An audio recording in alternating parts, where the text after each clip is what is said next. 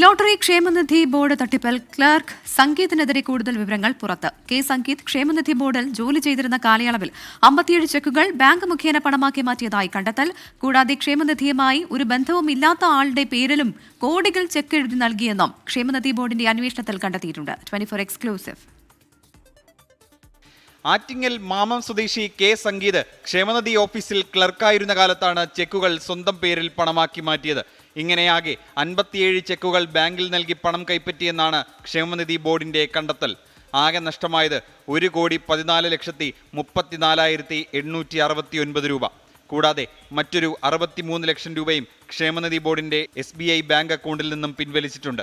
ബാങ്കിൽ അന്വേഷിച്ചെങ്കിലും ഈ പണത്തിന്റെ ചെക്ക് ആര് നൽകിയെന്നോ ആരാണ് പിൻവലിച്ചതെന്നോ പറയുന്നില്ല. കൂടാതെ ക്ഷേമനിധി ബോർഡുമായി യാതൊരു ബന്ധവുമില്ലാത്ത സുനിൽകുമാർ എന്നയാളുടെ പേരിലും ഓഫീസിൽ നിന്ന് ചെക്ക് നൽകിയിട്ടുണ്ട്.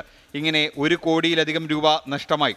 2018 ഓഗസ്റ്റ് 1 ക്ഷേമനിധി ബോർഡിന്റെ അക്കൗണ്ട് SBI ബാങ്കിൽ നിന്നും ഫെഡറൽ ബാങ്കിലേക്ക് മാറിയിരുന്നു. പക്ഷേ ബാങ്ക് അക്കൗണ്ട് മാറിയിട്ടും SBIയുടെ പഴയ അക്കൗണ്ടിലേക്ക് പലതവണ പണം വന്നു. ആദ്യം പണമെത്തിയത് 2018 ഓഗസ്റ്റ് 8 1,80,000 രൂപ. ആ തുക പിറ്റേന്നു തന്നെ അടിച്ചുമാറ്റി.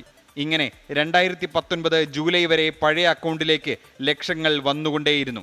ക്ഷേമനിധിയിലേക്ക് വരുന്നതും പോകുന്നതുമായ തുകകൾ അന്നത്തെ ക്യാഷ് ബുക്കിൽ എഴുതി വെക്കണമെന്നുണ്ട്. Check നൽകുന്നെങ്കിൽ check രജിസ്റ്ററിലും. പക്ഷേ ഇക്കാലയളവിലെ രജിസ്റ്ററിലൊന്നും ഈ തുകകൾ രേഖപ്പെടുത്തിയിട്ടില്ല.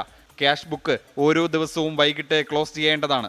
ഇത് ചെയ്യേണ്ടത് ക്ലർക്ക് സംഗീതിന്റെ മുകളിലുള്ള സൂപ്പർവൈസറി ഓഫീസറാണ്. നിലവിലെ ജോയിന്റ് ഡയറക്ടറാണ് അന്നത്തെ സൂപ്പർവൈസറി ഓഫീസർ.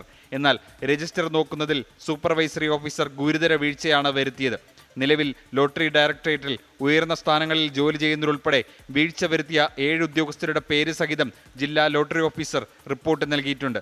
പക്ഷേ റിപ്പോർട്ട് നൽകി 2 ആഴ്ചയായിട്ടും ആർക്കെതിരെയും ലോട്ടറി വകുപ്പ് ഡയറക്ടർ ഒരു നടപടിയും എടുത്തിട്ടില്ല. അജീഷ് ജയകുമാർ, 24, തിരുവനന്തപുരം.